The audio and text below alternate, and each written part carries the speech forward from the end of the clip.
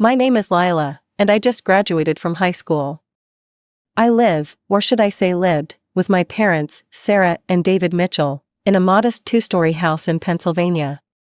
There's also my older brother Jake, though he moved out a few years ago to a nearby city. He's 25 now, 7 years older than me, and has always been the golden child of our family.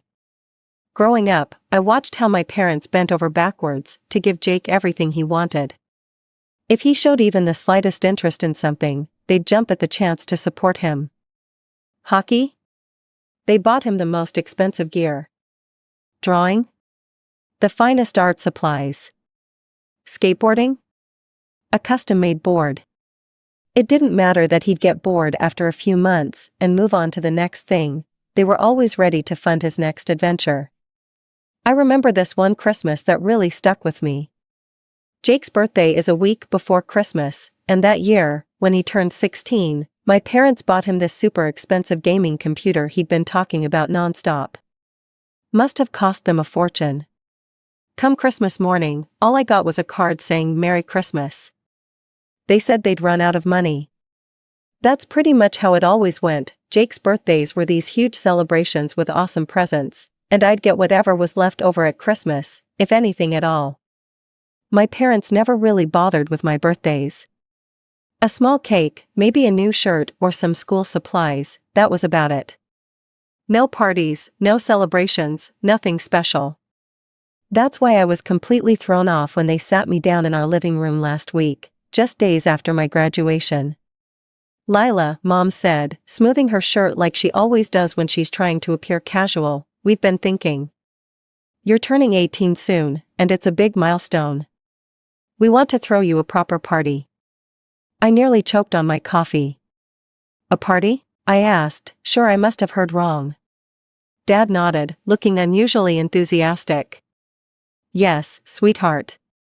We'll invite the whole family, make it a real celebration.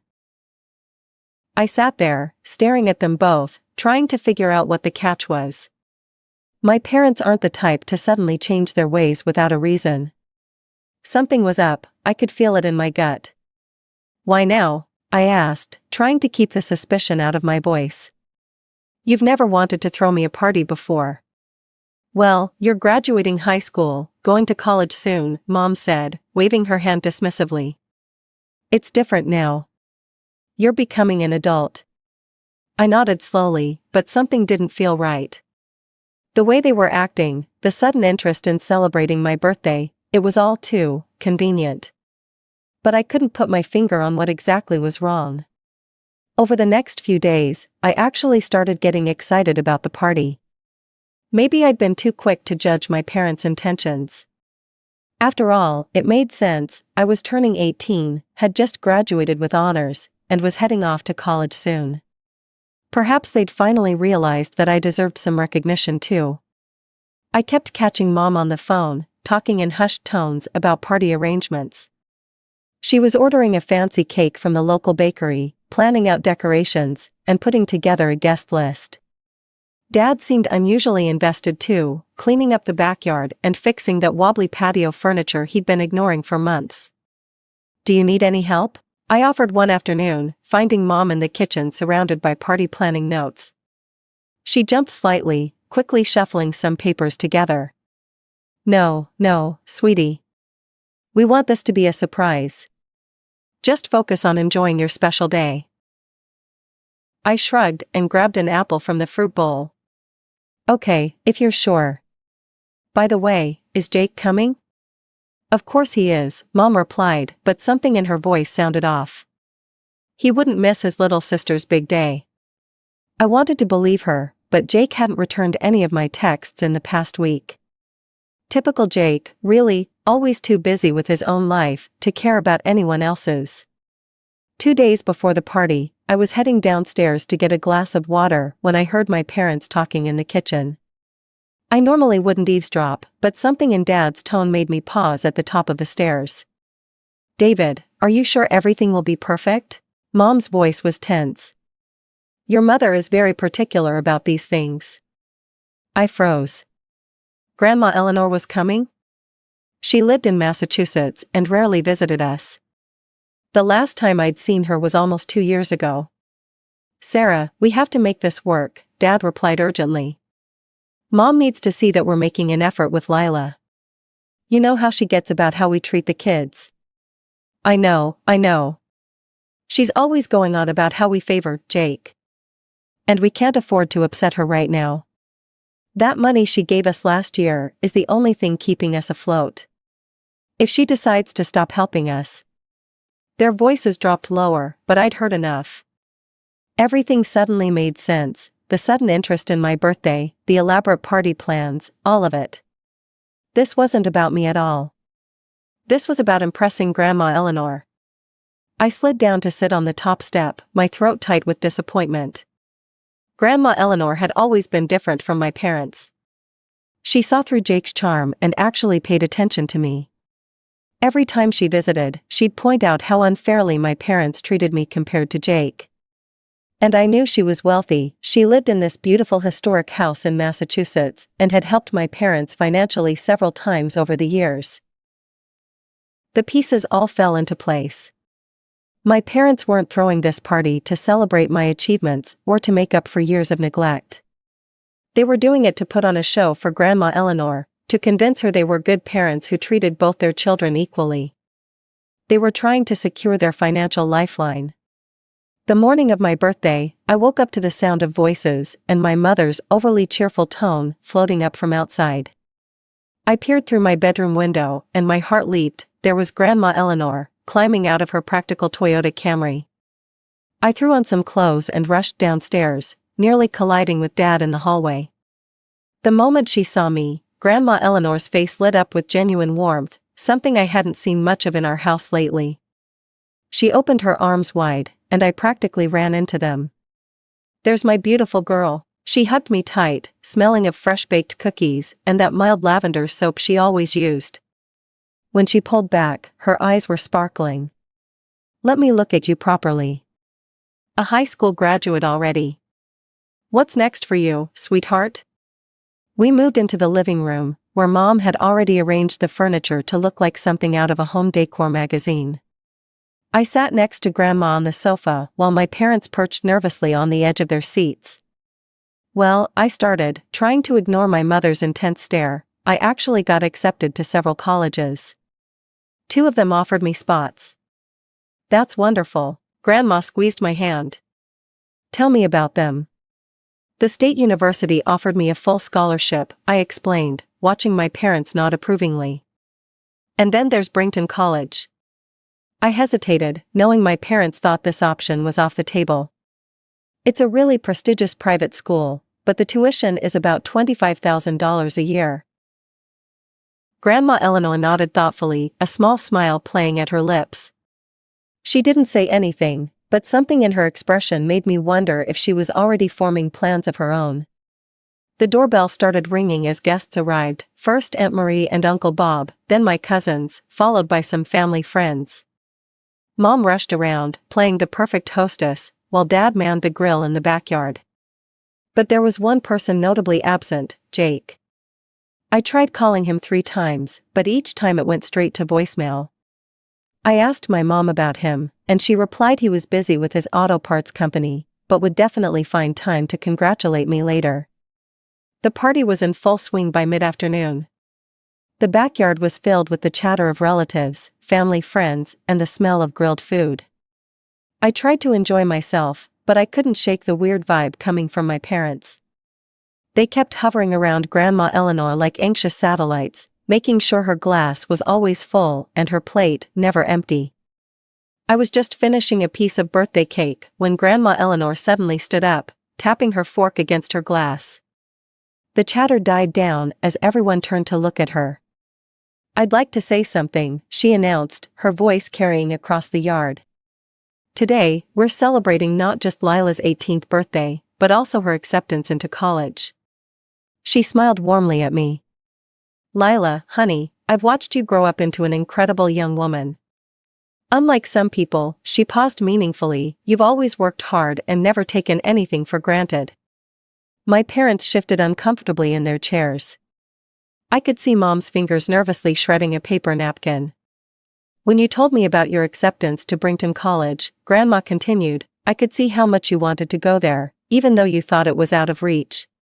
She reached into her purse and pulled out an envelope. That's why I've decided to give you a special gift. She walked over and handed me the envelope.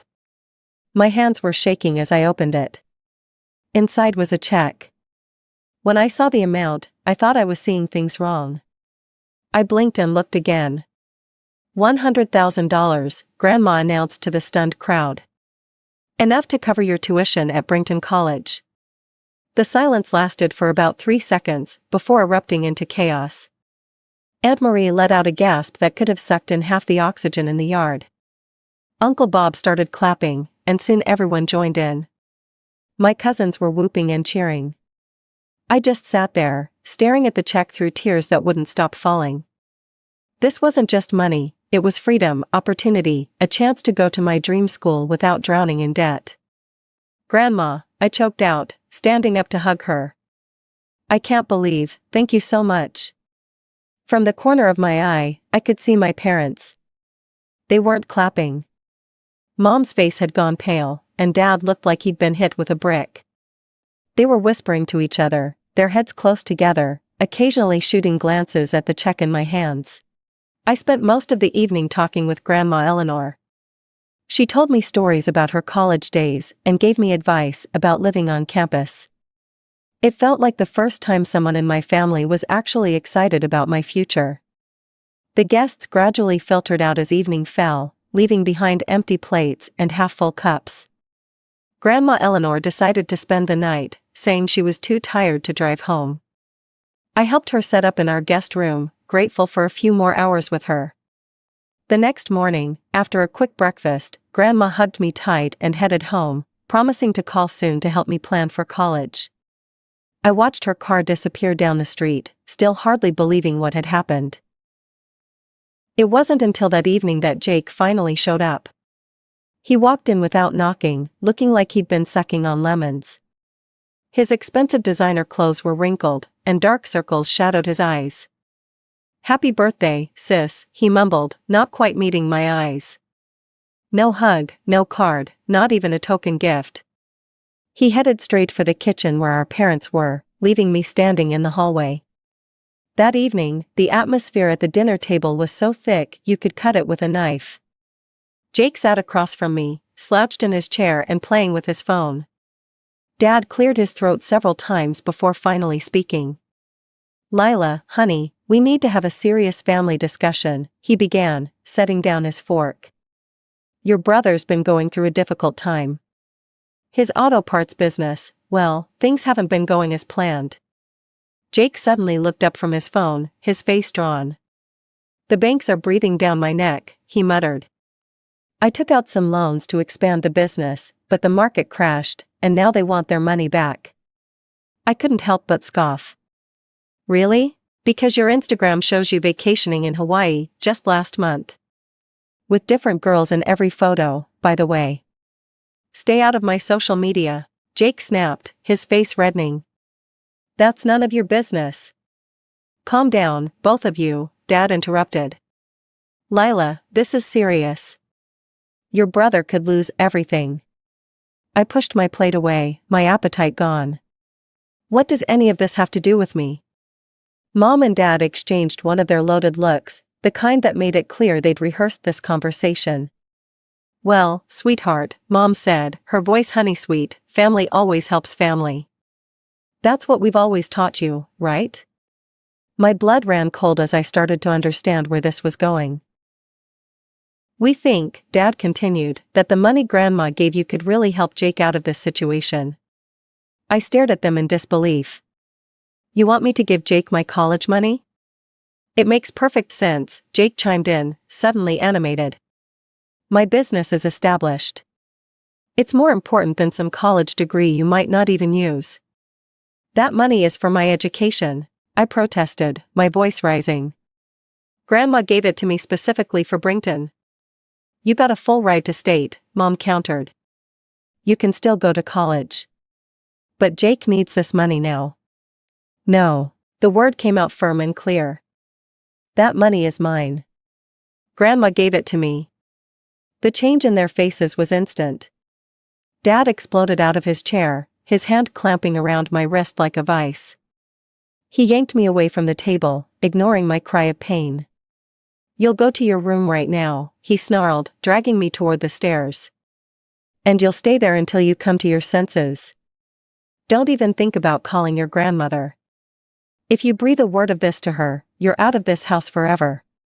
Do you understand me? We'll disown you." I lay in bed that night, listening to the sounds of the house settling. My wrist still ached where Dad had grabbed me. Around midnight, I heard my parents and Jake talking in low, angry voices downstairs, but I couldn't make out the words. Eventually, the house fell silent. By 5 a.m, I'd made up my mind. I pulled my backpack from under the bed and started packing. Documents first: birth certificate, social security card, high school diploma. My laptop went in next, then some clothes and toiletries. I checked my wallet. I had about $300 saved up from my part-time job at the library. The check from Grandma was safely tucked into a book I kept on my nightstand. I added it to my documents, double-checking that everything important was secure. Moving like a ghost, I crept down the stairs, avoiding the third step that always creaked. The house was dark and quiet except for Dad's snoring from the master bedroom. I grabbed my phone charger from the living room and some granola bars from the kitchen. The morning air was cool as I slipped out the back door. I didn't look back. At the train station, my phone started buzzing. Mom's face flashed on the screen. I declined the call. Then one from Jake, declined. Dad, declined. Messages started flooding in. "Where are you? Come home right now.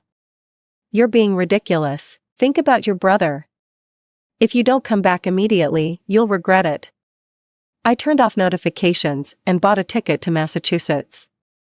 The train wouldn't leave for another hour, so I sat in the station's cafe, my backpack clutched tight against my chest, jumping at every sound. It was late afternoon when I finally reached Grandma Eleanor's house. She opened the door and her eyes went wide with surprise. "Lila, what on earth?" She ushered me inside. "Your father called me this morning. He said you'd run off with some boy, that you were planning to waste the college money on parties and—" "That's a lie." The words burst out of me. "They wanted me to give the money to Jake. His business is failing, and they tried to force me to give him my college fund. When I refused, Dad—" I touched my wrist where the bruises were forming. "They locked me in my room and threatened to disown me if I told you." Grandma's face went from concerned to thunderous. Without a word, she pulled out her phone and dialed Dad's number, putting it on speaker. "David? Yes, Lila's here." "Oh, thank God," Dad's voice crackled through the speaker. "Mom, she's been acting out, making up stories." "Save it," Grandma cut him off. "She told me everything. About Jake's failing business, about you trying to steal her college fund, about you threatening her." "Mom, she's lying. She's just being dramatic." I said save it. Grandma's voice could have frozen fire.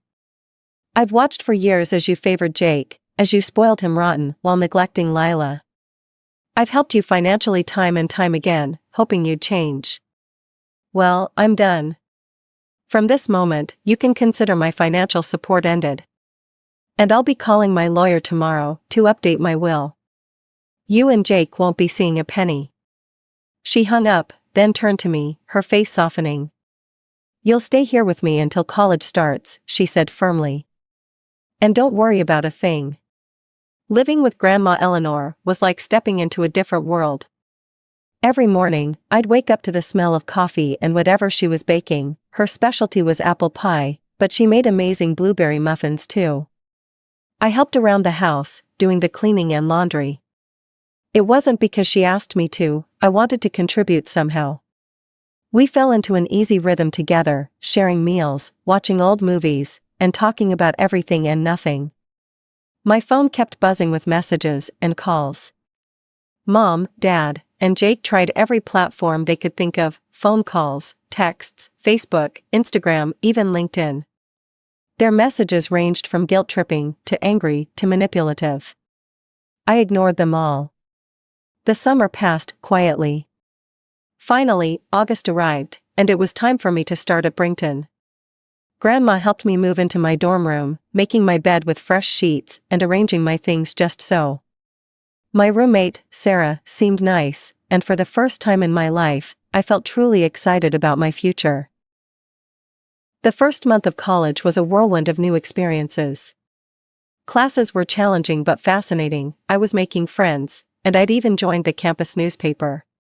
For once, I wasn't living in Jake's shadow, I was just Lila, finding my own path. Then one Tuesday, my resident advisor knocked on my door.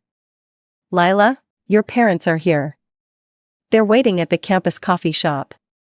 My stomach dropped, but I knew this confrontation was inevitable. I found them sitting at a corner table, both looking somewhat deflated compared to the last time I'd seen them. "Lila," Mom reached for my hand, but I kept them firmly in my lap. "You look good. What do you want?" I asked, getting straight to the point.